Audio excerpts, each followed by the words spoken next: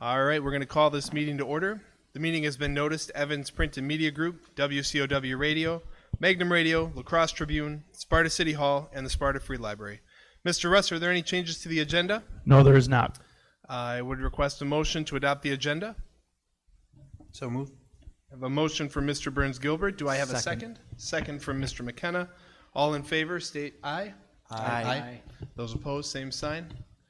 Motion carries 7-0. If everybody please stand and face the flag for the Pledge of Allegiance. I pledge allegiance to the flag of the United States of America and to the republic for which it stands, one nation, under God, indivisible, with liberty and justice for all. Thank you for that. And Mr. Russ, if you could please announce our SASD mission statement. Yes, our mission statement is to educate all students academically, emotionally, and socially to inspire curiosity and resilience. Thank you for that. Mr. Russ, do we have any public input tonight? I do not believe we have any public input. All right. Then let's go ahead and move right into item 2A, the community survey report presented by School Perceptions. Yes, I'd like to introduce Mr. Darren Sievers from School Perceptions, who's with us today, who is part of our team as we went through this journey to get to here tonight. And I'd also like to introduce Matt Wolford from Bray Architects, who is also with us tonight, who is also part of the team as we entered this journey together. So, Mr. Sievers, here is the clicker. If we're looking up here, we have a TV here, so we're not ignoring it. So thanks for clear. Absolutely.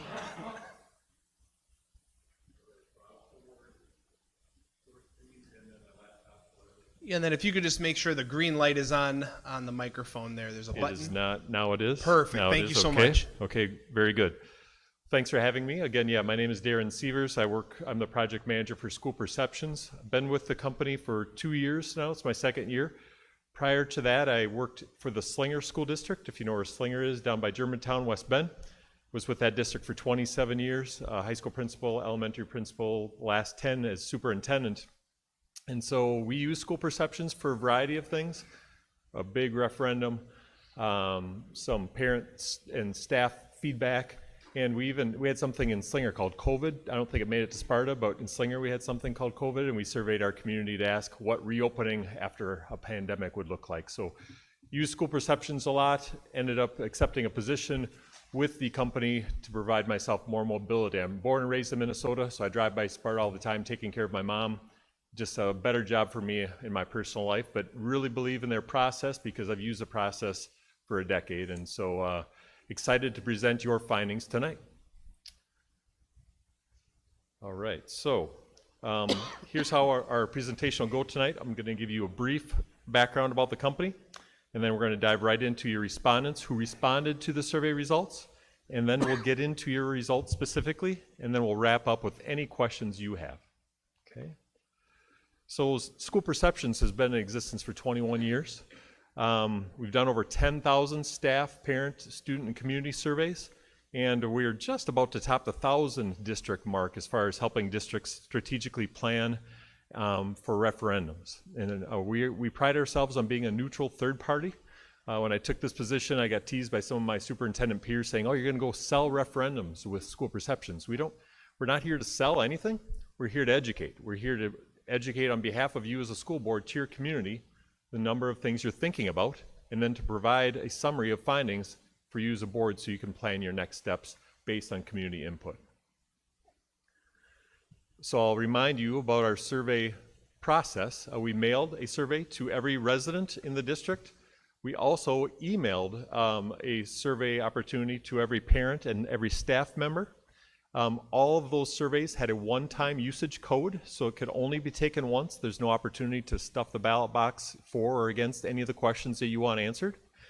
And tonight we'll be providing you a summary of findings. The survey closed on November 6th, and to date, and I updated this over the weekend, you had 1,149 total respondents. Give you some comparison, we went back into our survey results for previous Sparta surveys. Your last survey had 1,236 respondents, so very similar. You may ask, how does that compare? Well, you had 14.4% of the survey invites returned, completed.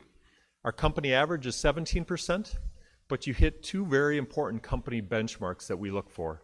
We love to see districts get above 10%. What we find is once you get beyond 10%, the data doesn't move. It very, very much holds to the trends. And that was the case even this weekend. I updated it and your data did not move. The other benchmark we look for is to get north of 500. Some of the smaller districts, there can be a larger margin for error because they're small on the small side. But once we get above 500, we also find that the data doesn't move that much.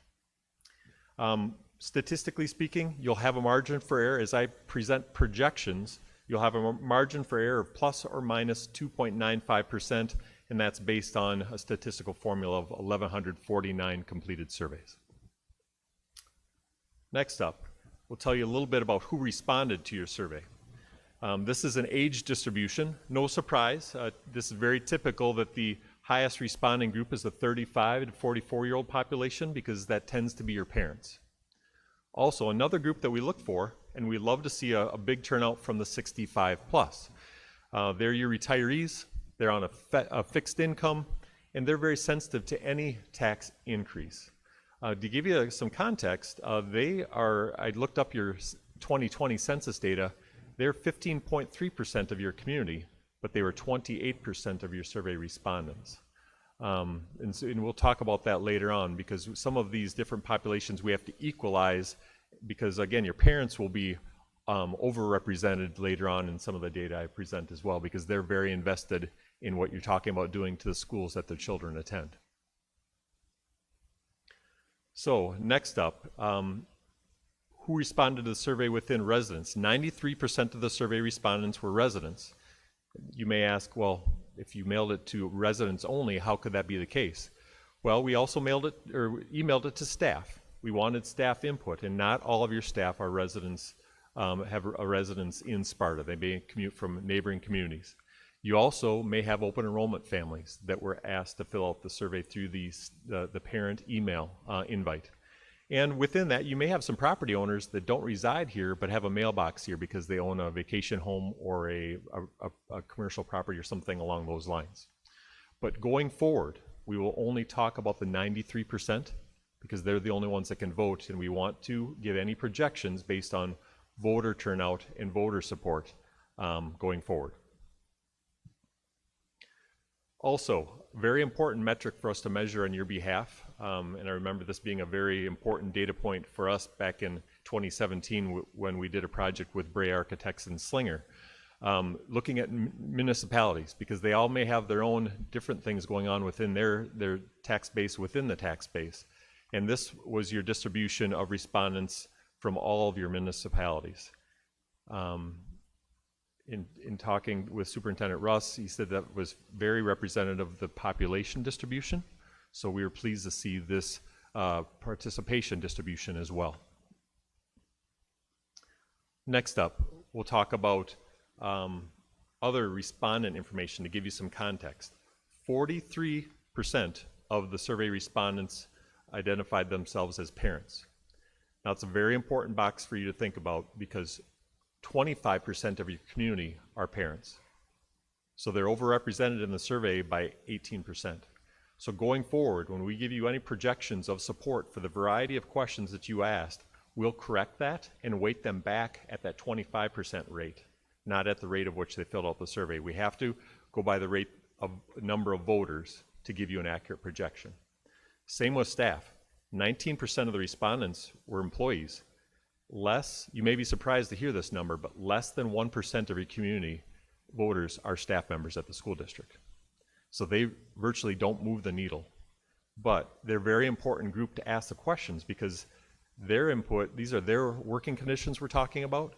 So we need their support and we need them to feel good about the questions we're asking so that the project scope, the elements of work being considered support their work environment. And they'll get stopped at the grocery store and ask questions about, hey, what's that survey I got? What's going on over at the, that kind of a thing. And so we need them to be informed about what's happening to their workplace. But they're less than 1%, typically about 0.8% as far as voters. So they really don't move the ballot box much at the polls. Next up, we asked a very important question of the survey respondents, and we need to disaggregate this by group. Again, parents are 25%. They're the light blue bar. We ask them how they like to receive school district information. That's a critical question day to day for just operating a school district, but also when we're following up with them on what the next steps are, what the board plans to do based on the questions you asked in the survey. Because you ask the survey, they want to know what the results of the survey are. And far and wide, they want to hear from you via email, to a lesser extent, the school website, social media, and district mailings. But the group that is very intriguing to look at are the non-parents, non-staff. That's 75% of your community. 75% of your community doesn't have kids in your school, and they don't work there. So how do we get them the information? Well, they like to get a district mailing, and they definitely read the Monroe County Herald, and then to a lesser extent, the website and social media. So we have to get to those populations in different manners, but one commonality would be a district mailing. Next up, these slides are screenshots of your survey. We include these just to remind you, it's been a while since you approved that, and we sent it to press and then mailed it out. So we educated the taxpayers on where things are with referendum debt and the mill rate. We educated them on the different types of referendums that districts can propose to their community. And then we talked to them about an operating referendum question that you wanted answered. And we put in front of them a $750,000 operational referendum for each of the next 3 to 5 years. And we explained to them what those monies would be spent on. And, got ahead of myself here. Here are your results. So again, start with the staff. They're the navy blue bars. And again, less than 1%, but again, if they're not in support of what you're proposing, then a district should really be concerned. And as you can see, the staff were very supportive of understanding what the operational referendum is for and what the monies would be earmarked for. Next up are your parents. And again, you had good support from the parents, 60% saying definitely yes or probably yes. One statistic I do want to point out to you that's important for the board to consider when we talk about projecting, undecideds are a number that I often get asked, well, what do you see as far as trends about undecideds tipping one way or the other? Our company average is roughly around 11 to 12% are undecided. And prior to COVID, we very regularly saw 1/3 of undecideds tipping to the side of yes. Right now, we're only counting the definitely yes and probably yeses, but that could swing those numbers either way. Unfortunately, since COVID, that 1/3 of undecideds coming to the side of yes has not held true. So as I give you a projection, that formula will not include that 1/3 of yeses coming, or 1/3 of undecideds coming to the side of yes. We want to give you a conservative projection so that we're not overinflating what the vote could look like. But those undecideds are not factored into the yes side of things. And as you can see, the non-staff, non-parents, more in line with what we typically see. Again, 11, 12% is the company norm, 13% of them are undecided. 49% in favor, 38% against the operational referendum.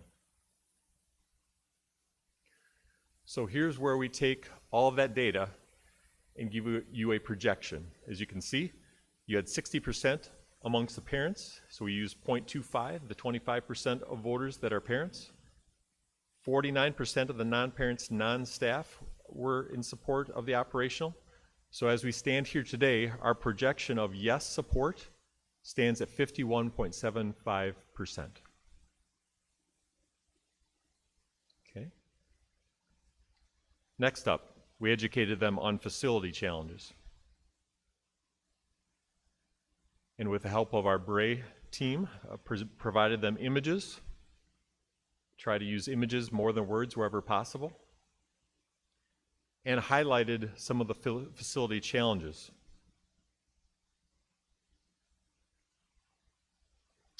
and then we show them a master base plan at an estimated cost of $87 million. And then we had some additional facility options with the accompanying costs. Project 2, as you recall, Tech Ed, auditorium, gym floor, estimated at $10 million.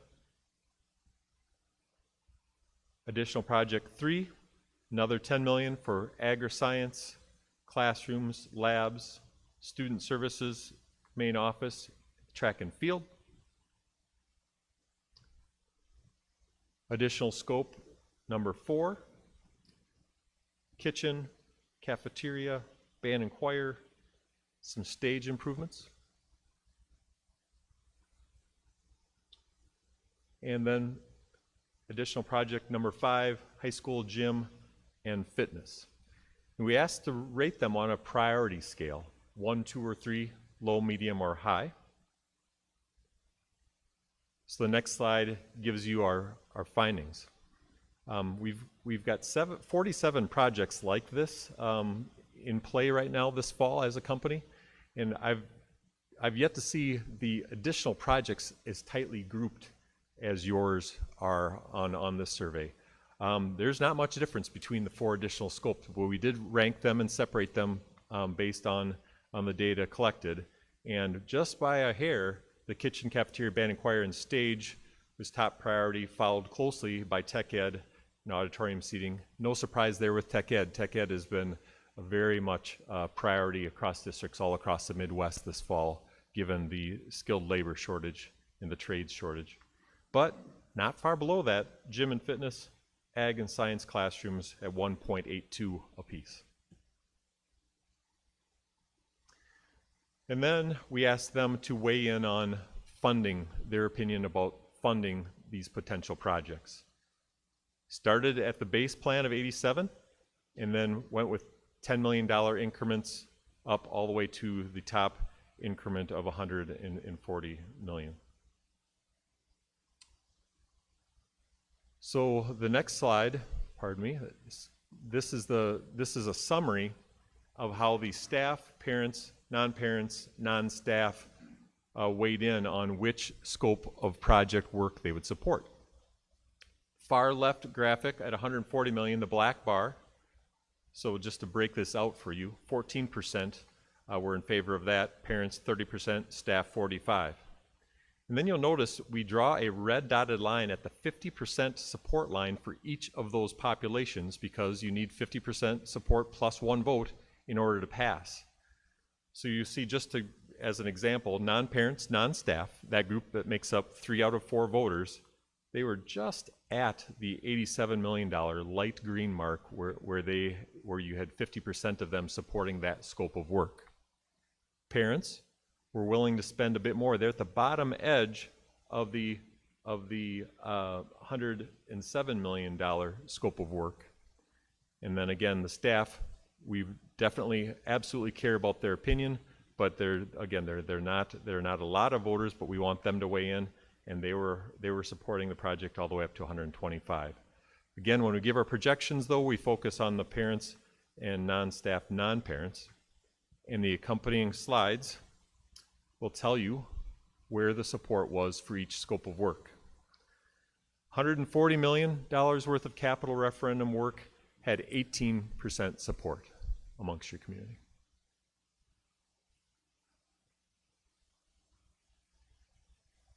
$125 million had 23.25% support. $107 million grew to 36% support. $97 million had 45.75% support. And then finally, $87 million, the base plan, came in at 54.5% support.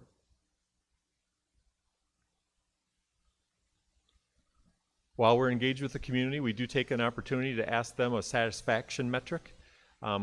This just started out as just an additional question just to gather feedback on how the general opinion was in a community relates to how things are going.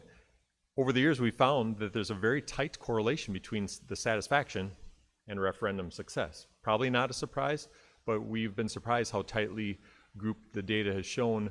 Those referendums that pass definitely need to be on the plus side of things. If your community is not happy with how things are going, they're far less inclined to let their taxes go up. Human nature, but it is some data we track behind the scenes and is found to be very reliable in predicting referendum success.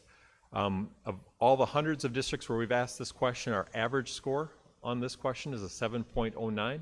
Sparta came in at a 5.81. Particularly of note is the neutral. 28% didn't want to take a stance either way. They're just right in the middle. So we always close with our final slide of what did we learn? So what are our takeaways for you as a school board and district leadership team? Well, we learned if held today, a $750,000 operational referendum to maintain current programs and services would be close, but likely be supported. We also learned that if held today, the community would likely support an $87 million capital referendum. And then finally, of the other facility projects tested, Project 2 and Project 4 tested most favorably. Tech Ed auditorium, gym, bleachers, and the kitchen cafeteria, but just slightly more favorably than Projects 3 and Projects 5. However, the common theme for all four of those is the funding did not follow the favorability ratings. Right now, there's only support for the 87 million. Any scope of work beyond the base plan in those additional projects will need to come at a later time. There's only community support right now for the most pressing issues that you clustered in the $87 million base plan. So that's all I have for you as far as the formal presentation. Are there any questions from any members of the school board about the survey process, and or our findings? First and foremost, thank you so much for the presentation, all the information, and breaking it all down, right? There's a lot to go through there, Sure. and so we sure appreciate that. So, Our pleasure. any questions or comments from board members at this time?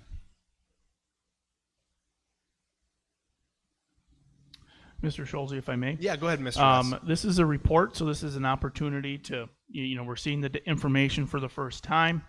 Mr. Sievers is here to answer any questions, and also the question comes up, well, what about disaggregating the data? What about, hey, how about a person that is 65 years old or older in the city of Sparta, really diving into those demographics and figuring out what our next steps are. We can gather that information as well. We could ask Darren, or I believe Darren has given us the tool. Unfortunately, it's a terrible leadership technique that we can dig into that data as well. We're going to learn a little bit more how to dive in. So there might be specific questions about the data with our next steps and that sort of thing right now. And by all means, Sam has a district to run, so I'm hoping he'll assign some work to me, and I'll disaggregate that any way that you want me to.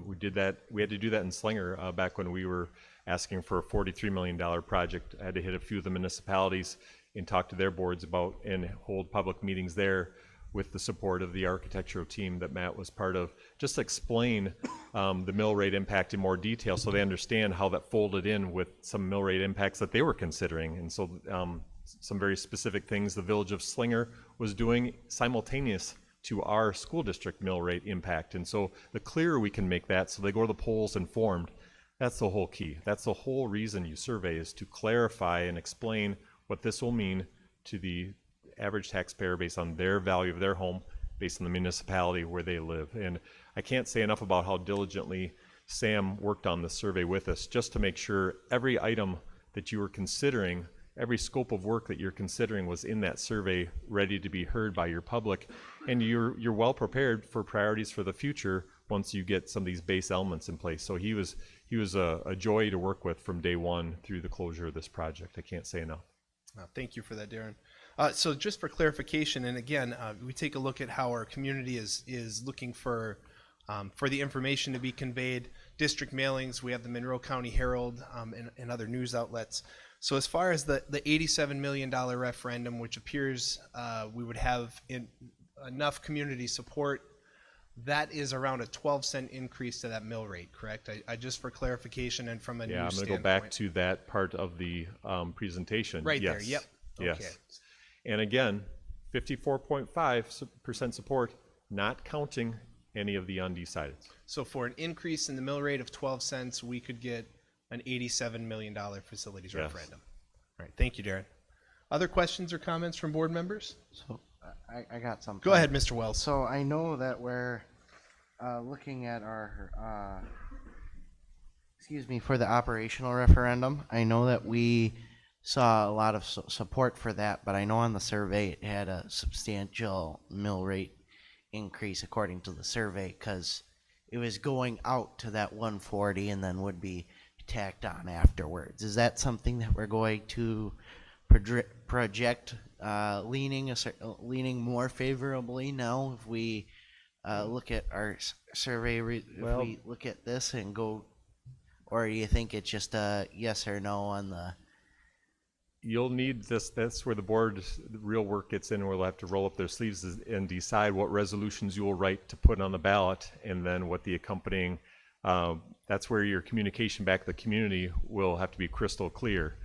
Are we going to an operational? I suspect you are, but again, that we come in to provide the feedback.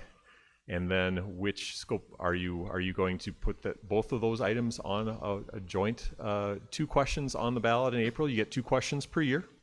I know Sam knows that well, so you'll have some decisions as a board to make as far as what you decide to put on the ballot, and then educate your community accordingly on what the total cost will be of the 2 items if you put 2.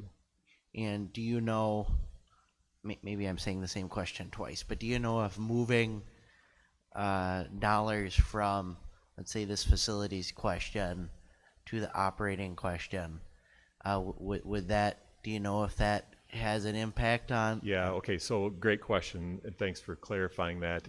Be very careful about shifting the question post-survey, okay? Mm-hmm. Our biggest advice to our educational partners who ask us to survey is ask the question, and then based on the feedback you get, listen to your data. In our 21-year history, we have a 95% accuracy rate in Wisconsin. If the board, an accuracy rate based on what the data projects and the ballot results aligning.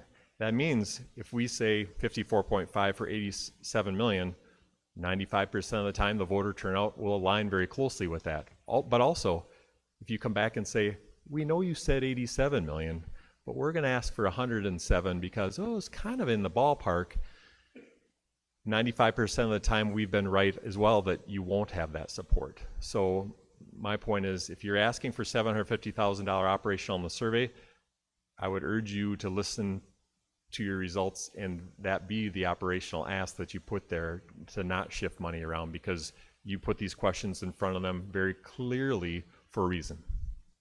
Does that make sense? Further questions or comments from board members? Go ahead, Mr. McKenna. I've got a couple, and I just kind of started jotting them down as you were talking. Sure. To gauge engagement, do you have a count for the number of second survey requests we received? I don't, but that would have gone through the district office. Sam, do you recall? I'll have to get that information. I don't think it was that many, but I can do my best to get that information and provide it to the board. Okay. Pat, what I would tell you is, as a company, when we talk to districts, we give them a couple of hundred, and it ends up being a couple of dozen as a norm. Okay. Most of the time, they're a unified household where they fill out the survey, but sometimes there's maybe an adult-aged voter who feels differently than mom and dad and such, and so we absolutely honor that for sure. Secondly, you said that undecided pre-COVID, typically a third would lean positive. So much so, yes. You're that not go counting ahead. any this time. If a third isn't realistic, what is? I mean, are you seeing 10%? Are you seeing 15%? I'm going to go back to those slides so I can show you just a sample of that formula. And the Yes, only reason it was- matters, I think, is that our undecided at 21% seems huge to me. In grabbing a few of those, on those parents. yes. Those parents, yes. We've been reluctant to guess on behalf of districts because it really depends on the district. We haven't seen any trends. We've seen 10, and we've seen the robust 33 that we used to have that 1/3 be part of that weighted formula that you're seeing on that slide right now because it was so locked in. The last election cycle, it did not hold course, and so we just don't want to mislead school boards as they make critical questions, because if you really think about it, if you go back to this $97 million question and you can roll some of those undecideds into that, probably not that far away from that 50%. I just can't be sure because we've seen it as lower as 5 or 10% as well. It just depends on the community. Third one is the satisfaction data. Do you know if we have that data from the Herman referendum? We would have that for everything we've done with you is archived in our server. So Okay. Seeing that if we were at a similar number to the 5.81 that we are today, it'd be curious to me. Second, you said that number ties in very closely or has a large impact on the number of passing referendums, which make me thinking that we're 1.25 points lower isn't great. yeah, we like to see that get into the mid 7s. Ideally, is a nice range. We like to be on that favorability rating in order to So have that is there enhanced. a percentage of likelihood of referendum passing scale based on that School Perceptions has put together, or no? Not necessarily. It's just that we've just tried to track it based on once you get into the mid to upper 7s, where that seems to be the point where they're like, okay, as long as you're reasonable with your request, that they're on board with the question. Okay.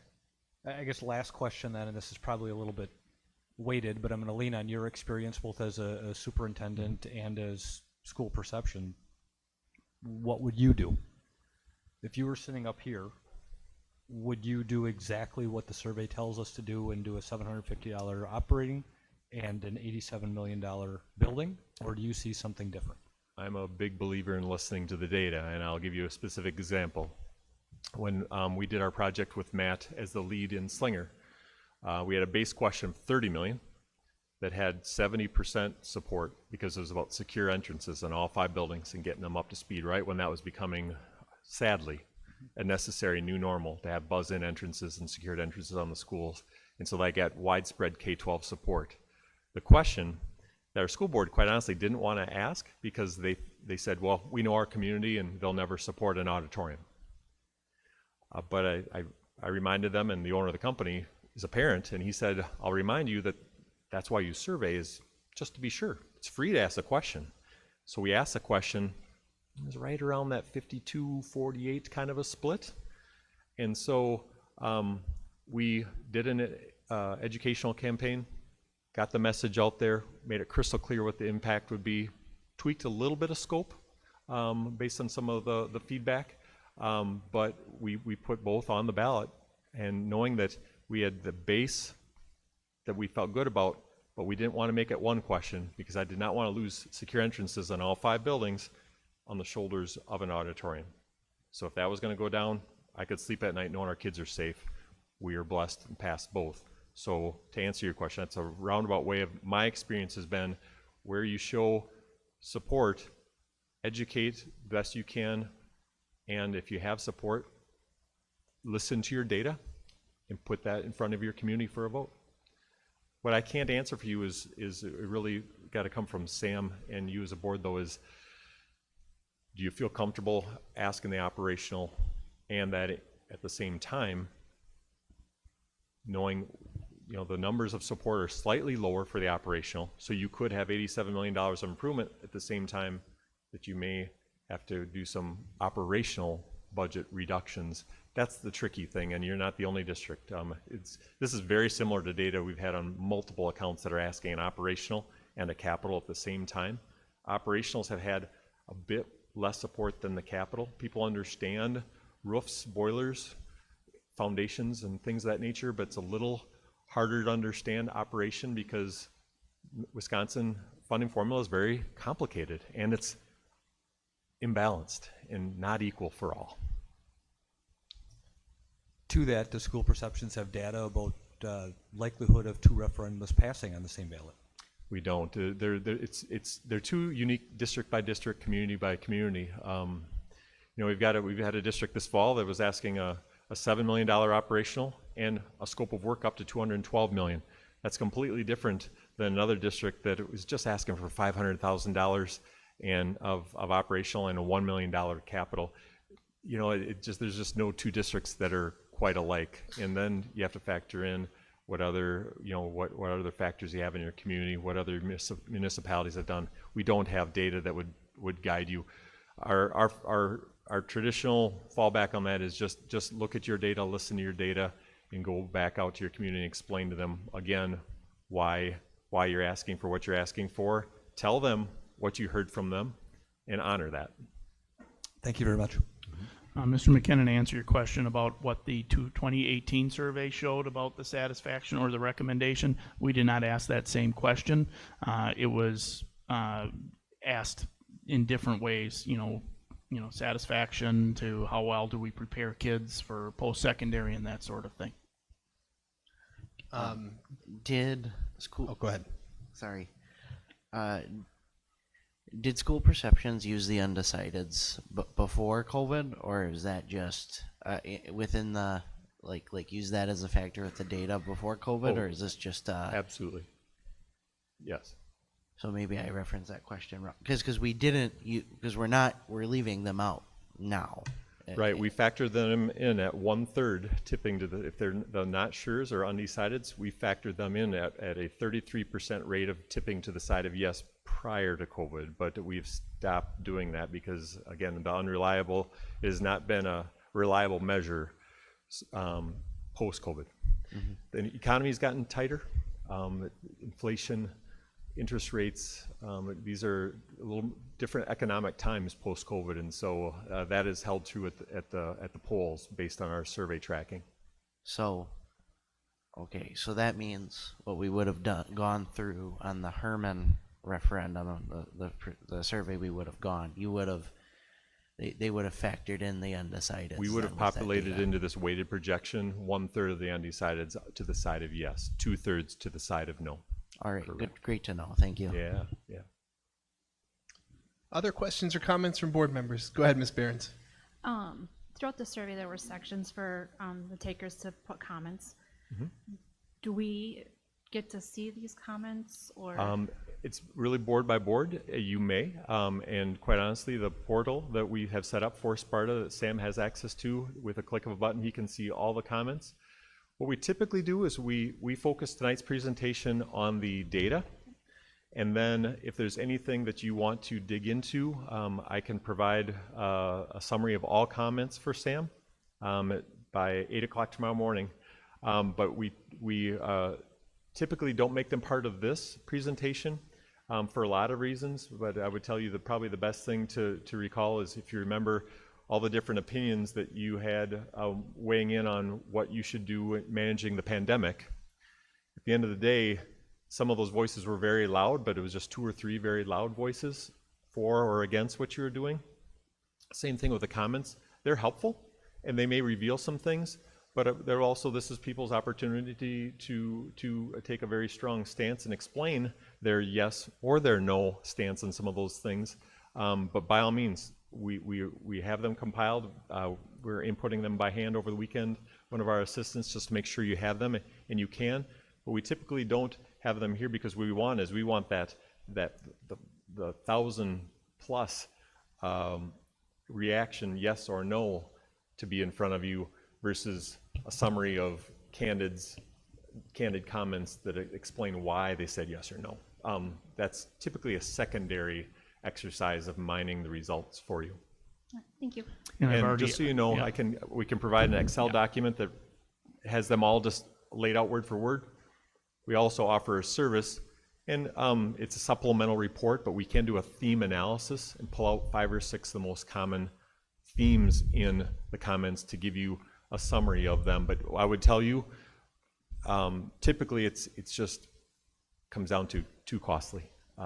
there weren't a lot of comments there against any of the scope of work you're doing, because you're just maintaining and trying to get your facilities up to snuff and care for the buildings you already have. So I would tell you, I think Sam can peruse those and tell you what the major themes are, but I'm glad to support him with that when we do our little session on disaggregating too. So, Other comments or questions from board members? Go ahead, Mrs. Lopez. Oh, No. Mr. Hendricks, go ahead. Regarding the comments, a list of the comments alone might not be helpful, but are they linked to the respondents'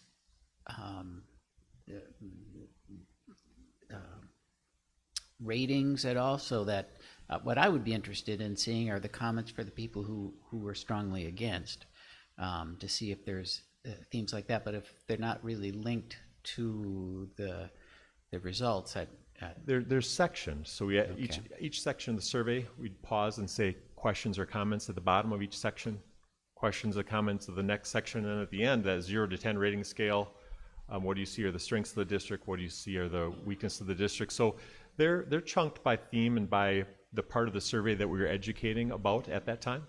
okay, but not necessarily to the individual's respondents. No, Okay. no. They're very, very anonymous. They're just free-formed into a summary pool of comments. Yeah. Okay. Mrs. Lopez, go ahead. Thank you, Mr. Schulze. Mr. Sievers, I have two questions that I'm going to get to in a roundabout way. As I recall, when we were starting out the survey conversation, if the community did approve or did support a referendum, we could use those funds as determined by the board, not necessarily prescribed by the survey. And I really appreciate all the input and the revisions and the thought that went into the survey, and the kind of a la carte questions asking which of these additional items would you support. In hindsight, looking at the results, I'm wondering if maybe we created some confusion, that the additional supports that they approved, or that they noted that they would be in support of, that those items took precedence over project number one in their mind. So my question is, have you done other surveys where you have these a la carte options? And if you have you seen confusion in the final result with the community? Does that make sense? I understand what you're asking, and typically, no, quite honestly, and even the way this was laid out, we kind of laid out, this is the base plan, and we tried to make it very clear that in addition to the base plan, there's other things that could be done, and we tried to make it clear that this is maybe more than you can do all at one time, but there's efficiencies, we even said in the survey, there's efficiencies that come with, while we're at it, crews are on site. No, what we have found, and again, a lot of base plans this fall have been getting this kind of support, where they're saying, okay, we can't do nothing as a school community. We're going to support this. The district has put these most important things in the base plan, and they've gone forward with that and saved some of those other things that are important. But if they were as pressing, we probably would have rolled them in by item into a base plan. Base plan by nature is the most pressing things, and that's really how I felt Bray and Sam led this out, as far as this 87 million, we really need this. And these other things are important, but could wait. Trying to be sensitive to your taxpayers too. So no, we have not found that to be the case, that people tend to understand the base is the base. These other things are over and above that down the line. Thank you very much.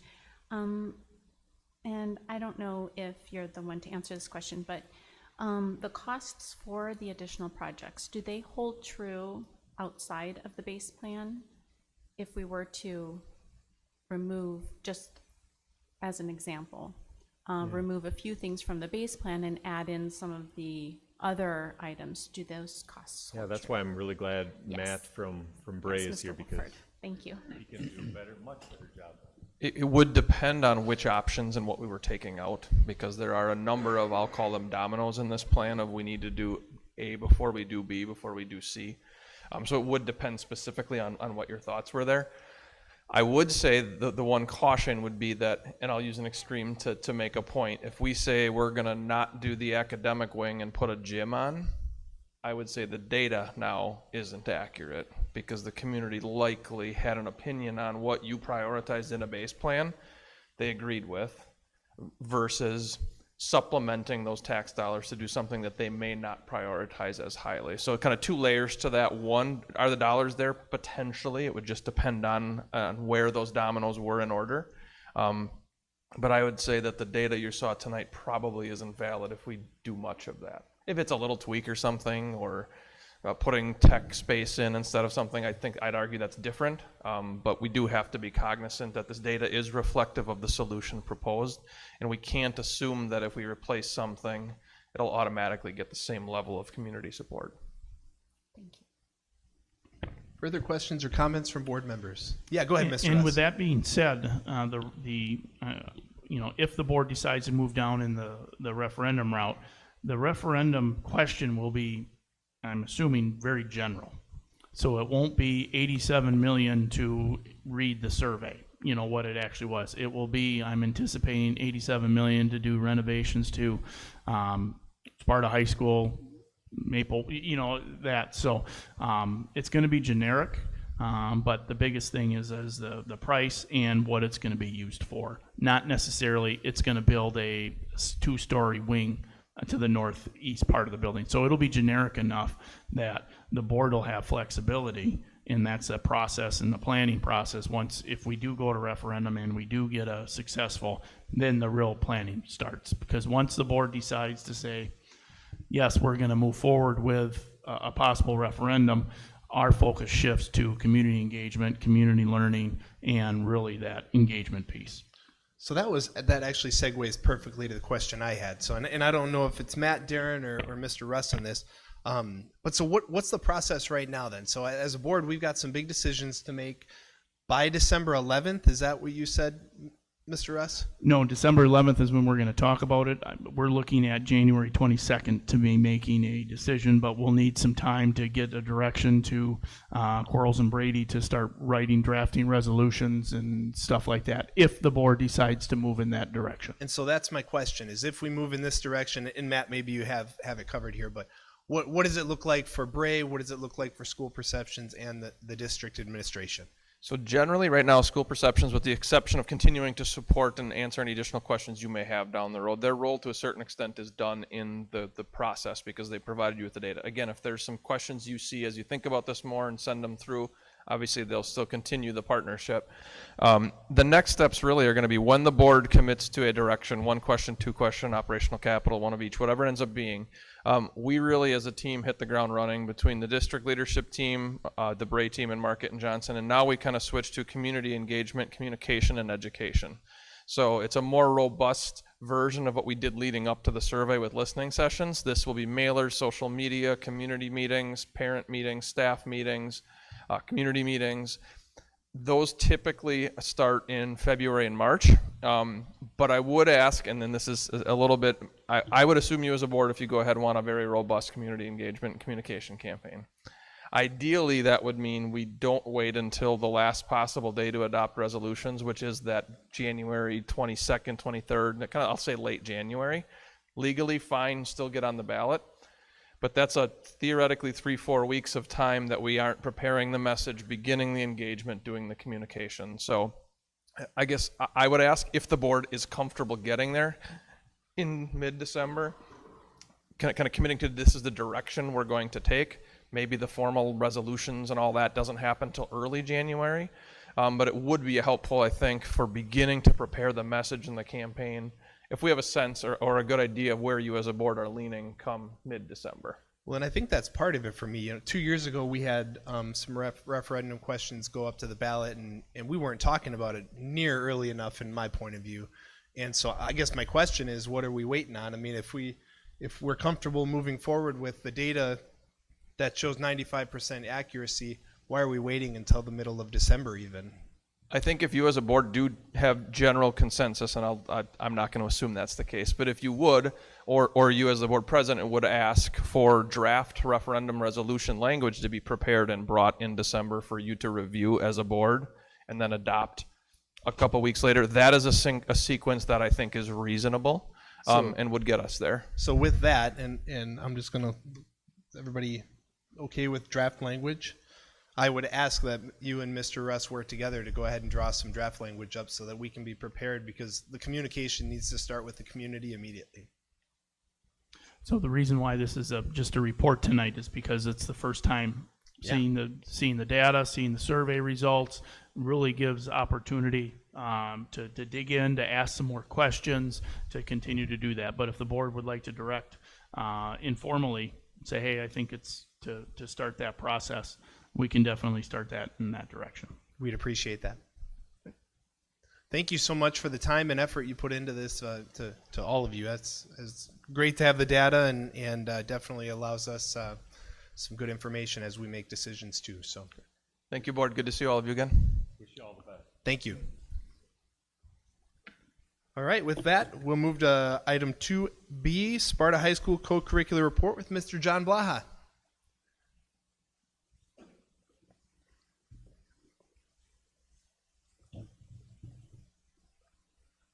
Floor is yours. Thank you. One sec.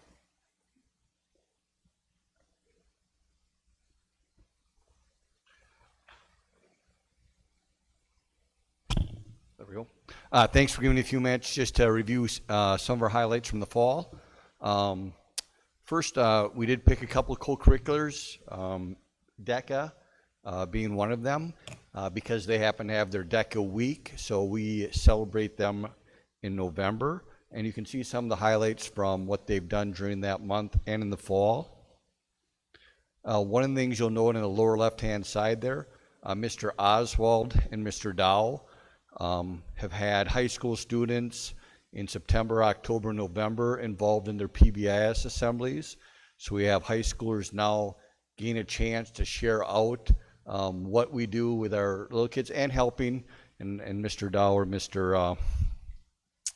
Oswald could share more on what they do with the PBIS. So one of the nice things you see there, they raised over $1,000 that they donated the Make-A-Wish Foundation, and they do that through some of their fundraising, selling Culvers, and a few other things. Questions on DECA?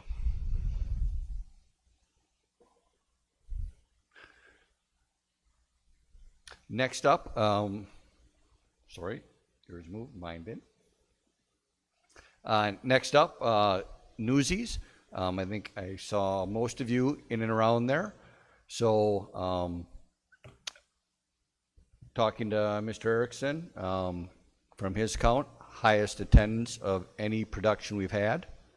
3 sellouts, 3 that were closed, so great community support there. And then they had an opportunity also in October. They were the invited guests to help out at Herman also. Did a performance, got in the games, and some of the other activities there. Questions on Musical Fall?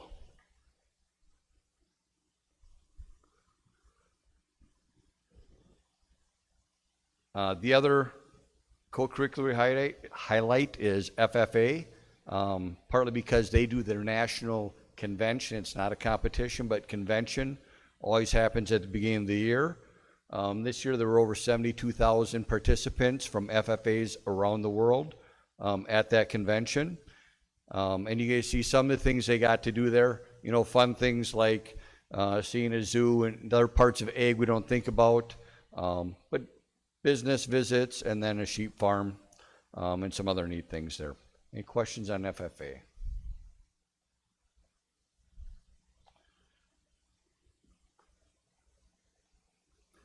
Okay, and then just a few highlights from some of the athletics also there. I think most of those are pretty well spelled out. A few will hit here. Highest placement of the 2 teams in the last few years. The boys did have a first and a second, and the girls had 3 different seconds at competitions this year. And it's been a while since we've had a first team, but freshman Ben Carney was first team All-NBC there.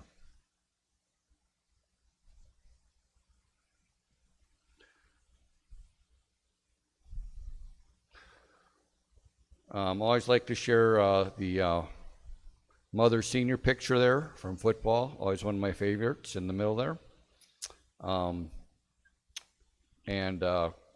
This team did set history, and believe it or not, this was our first home WIA playoff win. Playoffs did start in the mid-70s. And notably, you see Thomas there, both sides, first team.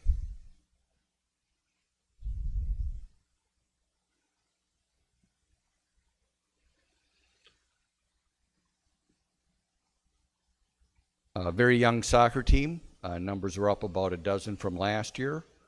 Even though we only had 2 wins, one of those was late of the year against a team that beat us, so we did see quite a bit of improvement, and very positive of where they're headed.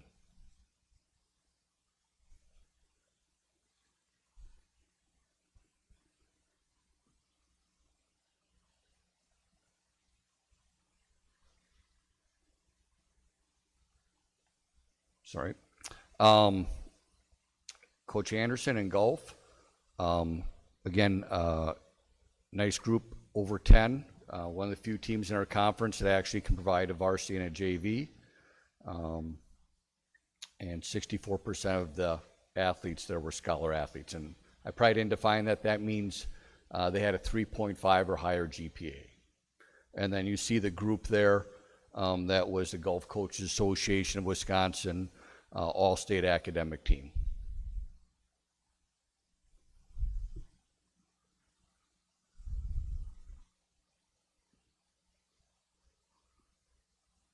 Excuse me, Mr. Blahat, may I ask a question? Did you say that golf is one of the few conference teams that has both a varsity and a JV team? Is that what you said? Yeah, unfortunately in our conference, girls golf, a lot of the teams are actually pretty small. We've seen a couple that have co-op now, both lacrosse schools co-op. So a lot of times there's just a varsity, or even some of our teams in our conference won't even field the full varsity team. So it's absolutely phenomenal that we have both. Yeah, we're That's kind of in the middle. great. We have, believe it or not, there's one school that probably can field 4 teams. There's another one that field 3. We're kind of in the middle, and then we have a couple that struggle to field a varsity and a JV. Great, thank you.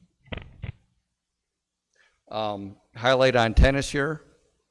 So highest place I could ever find us in our conference tournament for our girls. Even though we had a better record last year, we did place higher in conference this year. And you can see the amount of sectional qualifiers we had. We actually had a 3rd place going in. Didn't qualify for state, but team away there. And again, phenomenal. Almost 70% of the team was scholar athletes.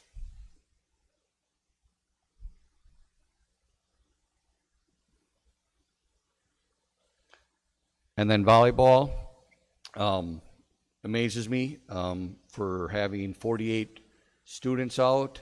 81% of that team had a 3.5 or higher GPA. And they did do well at a 23 team on Alaska Sprawl and had some success early on.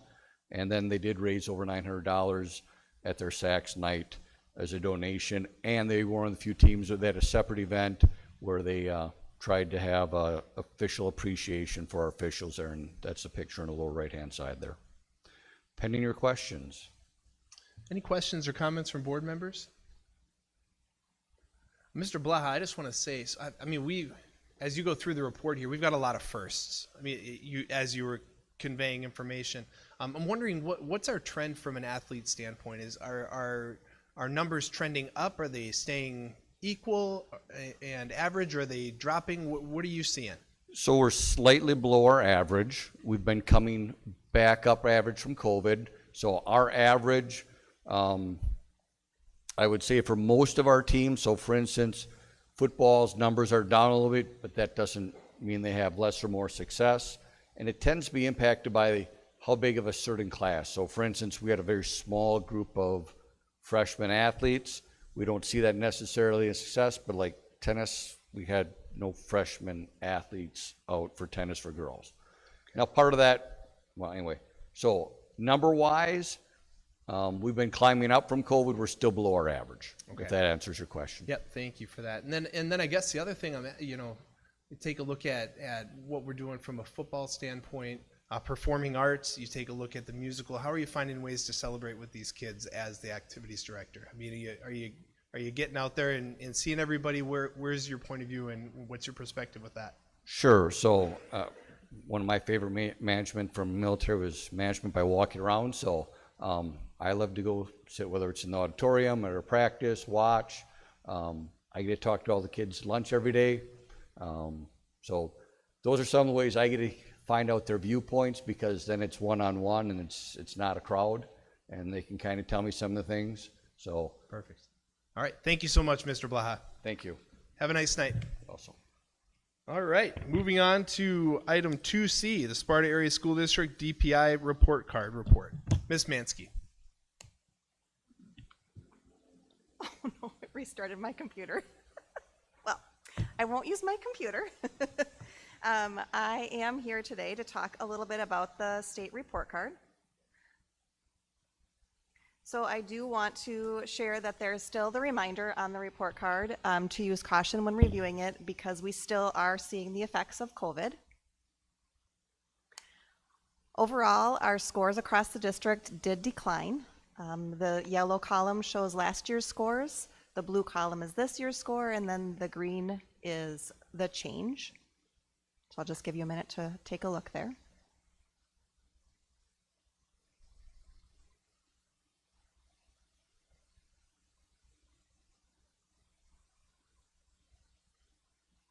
So I just want to say that yes, we are disappointed with the scores, but I also want to say this does not discount the work of all of our staff and the passion that they have for students and for educating students. So I just want that to be in our brains as we're going through some of the data tonight.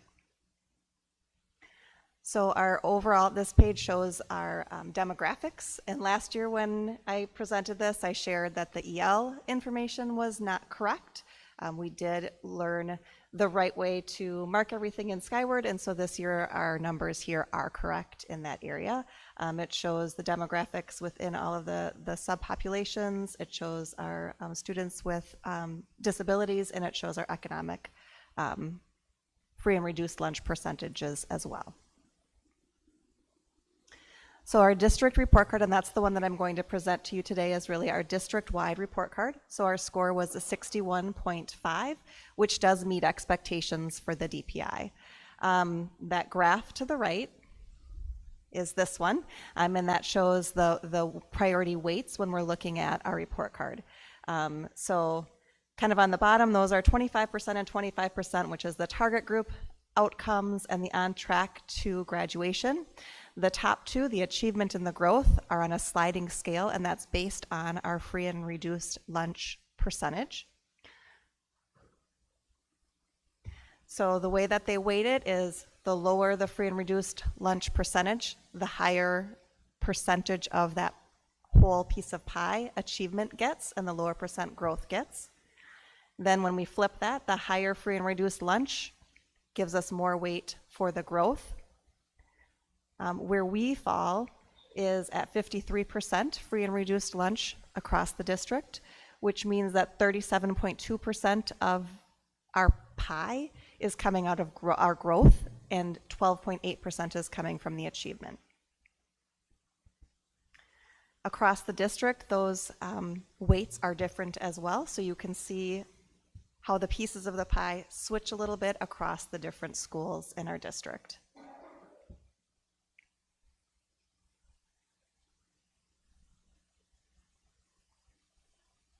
So the other thing I want to explain is kind of the weighting. So when students take the test and they get placed into those levels, advanced, proficient, basic, and below basic, it basically multiplies the points that we get for those students. So a student that is below but basic gives us 0 points towards our score.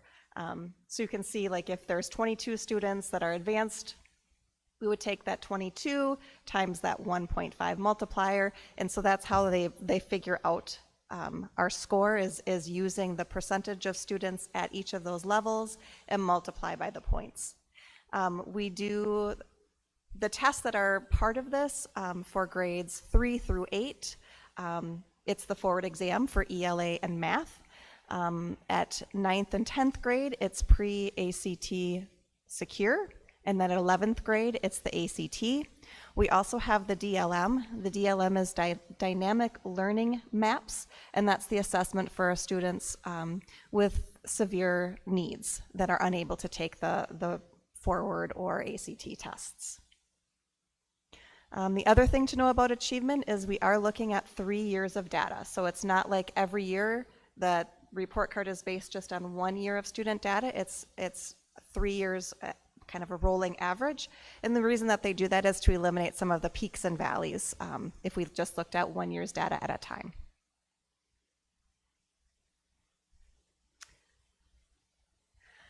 Growth.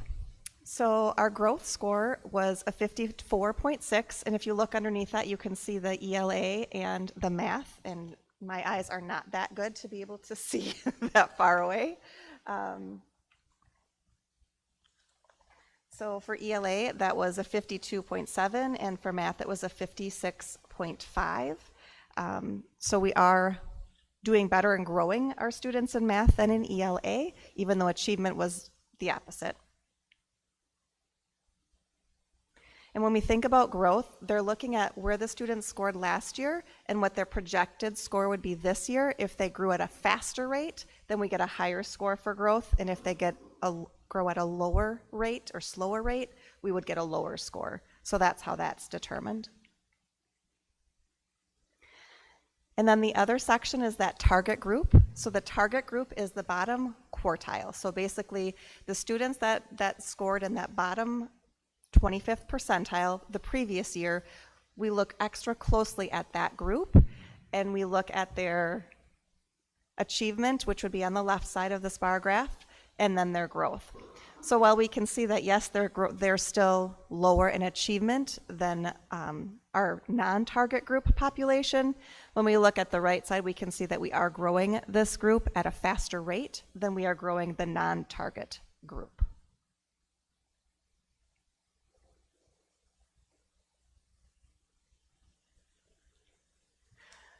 It's just like skipping and then it goes back. Okay, so on track to graduation. On track to graduation factors in several things. It factors in our graduation rate, our absenteeism rate. It also factors in our 3rd grade ELA and 8th grade math scores. I know that doesn't all seem like it's on track to graduation, but those are the components for this area. So you can see that we do pretty well at that area as well.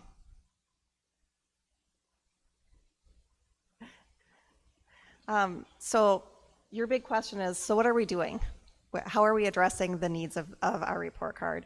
And so one of the things that we are doing is continuing to work through that guaranteed and viable curriculum process. So determining which are those essential standards, how do we make sure that everybody is teaching those essential standards, making sure that our assessments are aligned to those standards, making sure that we are reteaching and extending for students that either do or don't have those essential standards mastered. We're also working to improve our universal instruction. And so one of the things that we're doing there is really thinking about our district improvement plan. And so we've come up with, as a leadership team, 3 goals. The first goal is to focus in on learning targets. The second goal is to continue with the district goal, working on SEL. And then the third goal is a building specific goal. So each principal has areas that they know that their staff and their students need in their building. So how do they focus in on the exact needs that they have? In addition to that, continuing to work with our professional learning communities, really getting to the point where we're digging into that data. So that can be happening during those PLC meetings, looking at formative and summative assessments, looking at the map data and determining what do students need to help them fill their own gaps. And then also looking at Forward and ACT.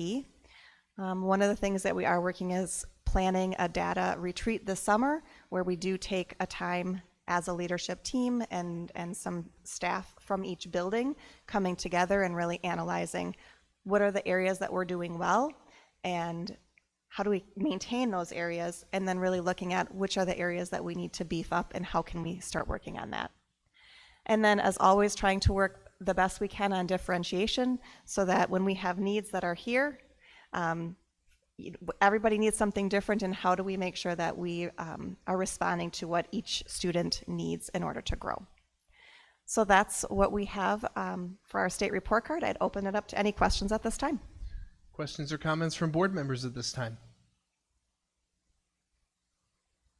You know, I just want to say, Ms. Mansky, so you showed that statistic that showed the reduction in scores per school. And I was looking at our administrators out there and the frustration on your faces when that is shown. And I guess the big thing I want each and every one of you to know is in conversations with our community and conversations with parents, they feel a difference this year compared to last year. And so you're doing the right things and you're making the right choices. And we know as a district, things ebb and flow. And so just know as administration that our community feels a difference, they see the difference, and keep doing what you're doing, okay? I know it's really easy to look at that statistic and be really frustrated with yourself, staff, students, whatever. It can be endless. You're bored, right? Well said. But just know that the community does feel a difference this year, and so we thank you for that. Okay. Thank you, Ms. Mansky.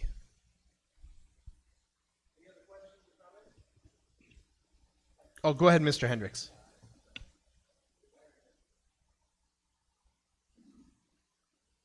Regarding the information that's up on the board right now, when you mentioned 3-year rolling average, do the scores up there reflect that 3-year rolling average? So for Montessori to have dropped that much, is that reflective of a 3-year average? It is, yes. So I would just want to remind you too that the year that dropped off was the last pre-COVID year. So the data that we're looking at now is all post-COVID data. Okay.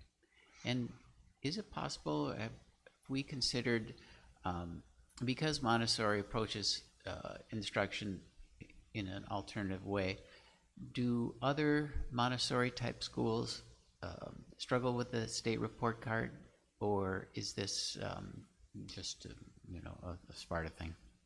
That's a great question. Dr. Burnett, do you have any feedback? I know that scores tend to be lower in some grades and higher in other grades because,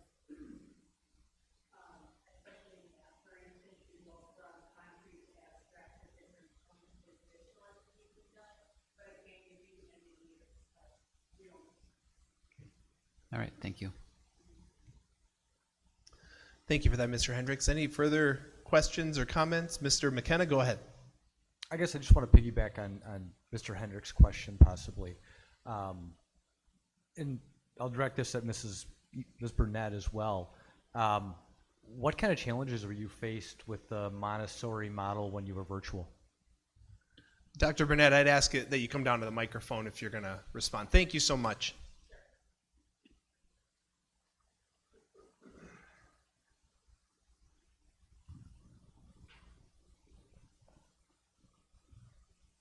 So the biggest challenge for Montessori when we were virtual is that literally all of our work in Montessori is hands-on. So in order for all of our Montessori students to be able to do the work the way that it was meant to be done, we would have had to have a set of all classroom materials for every kid. Our teachers did their absolute best to individualize and to make disposable works, so to speak, but some of those things that's not possible. So I would say our biggest challenge is that Montessori is not it's not set up to be virtual. I think all of you have been in a Montessori classroom, so you know how they're set up, and our math, our language, culture, all of that stuff is on the shelf, and the kids have to go get it and touch it and bring it to their mat to work on it. So for them to try to do that through Zoom was extra challenging. Thank you for that, Dr. Bennett. Other questions or comments from board members? All right, thank you. Have a nice night. Thank you, Ms. Mansky. Thank you. All right, with that, we're going to move to item 3, the consent agenda.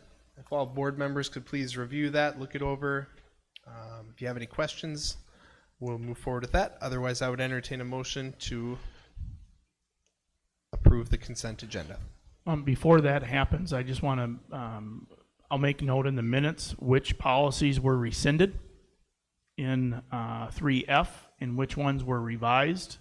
We will make revisions to that we will note that in the minutes. And along with G, we'll note in the minutes that these are new policies as well.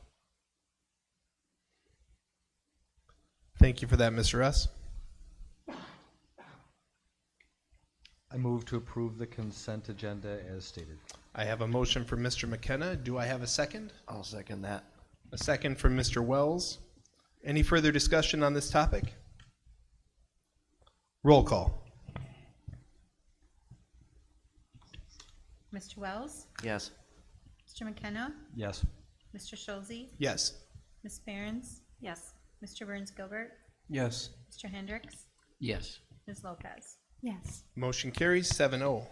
Item 4A, discussion and possible action to approve grants and donations. Mr. Russ. Yes, for the board approval, we have 3 donations for you tonight to approve. The first one's from Christina and Richard Heitman for the backpack program.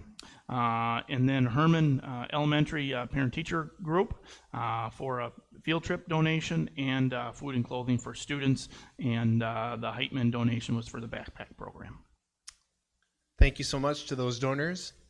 Any questions or comments on this? Otherwise, I'd entertain a motion to approve the grants and donations as presented. So move. I have a motion from Mr. Burns-Gilbert. Do I Second. have a second? Second from Mr. McKenna. Roll call. Mr. Schulze? Yes. Ms. Lopez? Yes. Mr. Wells? Ms. Behrens? Yes. Mr. Burns-Gilbert? Yes. Mr. Hendricks? Yes. Mr. McKenna? Yes. Motion carries 7-0. Thank you for that. And Mr. Russ, go ahead. And some other donors I'd like to highlight that are on the screen. Patricia Hagan, Karen Jose, Ann Wormer, Lopez Family Dental, Culvers of Sparta, Walmart, Sparta Pharmacy, Mary Green, United Methodist Women, Colette Burwalt, Patricia Wall, Faith Riders of M.M. Chippewa Valley, Fraternal Order of the Eagles, and Warren's Line Club in Trey Mansky's name for volunteering at Grand Fest, all giving generous donations to our district. Thank you so much from the Board of Education to all of those donors. Mr. Russ, item 4B, announcements and information. Yes, as Mr. Blaha had, we had some fall co-curriculars wrap up, and that means winter is wrapping up as well. We've already started some competitions, but I also want to highlight our concert seasons as well that are coming in. So that's very exciting. And for the fine arts, we had our Newsies, as Mr. Blaha said, was very successful, and they're now transitioning to show choir as well. So very exciting time in the fine arts and in the co-curricular areas as a whole. In the classrooms, we really start to ramp up now. It is the start of the second trimester for all the schools except for Sparta High School. So it's really nice to start to see the kids. They get a fresh start in a lot of areas. In the middle school, they get to switch up different electives and different classes and stuff like that. So it's a very exciting time. And with the weather changing, it is time for the snow pants and boots and the winter coats and hats, which adds another layer to our staff to make sure they're all warm and making sure that by gosh, getting boots on never gets easier, especially with the young ones, even with the pull-on muck boots and stuff like that. But a lot of great excitement coming off the Thanksgiving holiday, but it's also a time for us to remember that we are very thankful as a district and the things that we do for our families and our students to make sure that they feel welcomed and they feel thankful as well. Happens on a daily basis in our classroom. So special thanks to our staff to make sure that every day feels like the best day for a lot of our kids. Thank you for that, Mr. Russ. Item 4C, discussion and possible action for the board to move to closed session pursuant to Wisconsin Statute 19.85, Parent 1, Parent C. The Board of Education may move into closed session for the purpose of considering employment, promotion, compensation, or performance evaluation data of any public employee over which a governmental body has jurisdiction or exercises responsibility, discussion of salaries for individual employees. Do I have a motion to move to closed session? So moved. I have a motion from Mr. Burns Gilbert. Do I have a second? I'll second that. A second from Mr. Wells. Any further discussion on this topic? Roll call. Ms. Lopez? Yes. Mr. McKenna? Yes. Mr. Schulte? Yes. Mr. Wells? Yes. Mr. Hendricks? Yes. Ms. Behrens? Yes. Mr. Burns Gilbert? Yes. Motion carries 7-0. We are now in closed session.